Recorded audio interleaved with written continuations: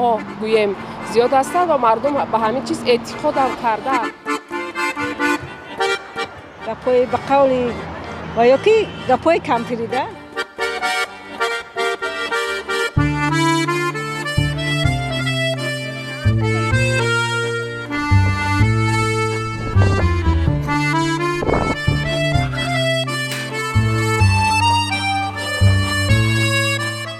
که به خدای همسایه رفتی در روز شنبه شیر نده که همون حیوان شاخ دارد یعنی گاوت میمیرد.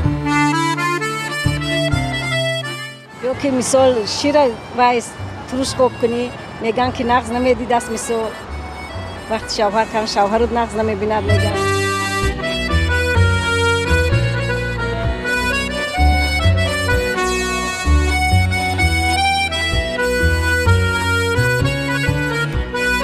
اوقات شور شدن شوهرش دوست می‌دارد برای همون میگن که وای میکنن اوقات شور میکنن و مثال ما کلین دارم میگم که خیلی میدونم همون شوهر ای خود داخلش کرده در کار نه این قشور نکو آخی چشما به ضرر دارد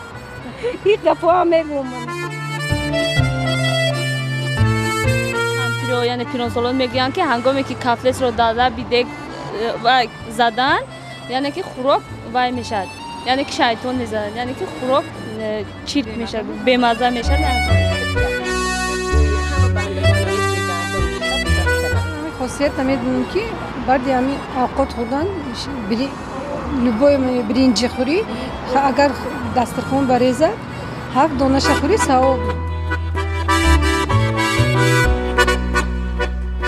وقتی نونت میسوزد میگم که انا مثال که نغز میبیند یا که همینش معقول بود که تو سوزوندی همین نونه گفته همین خیلی مطلوب هست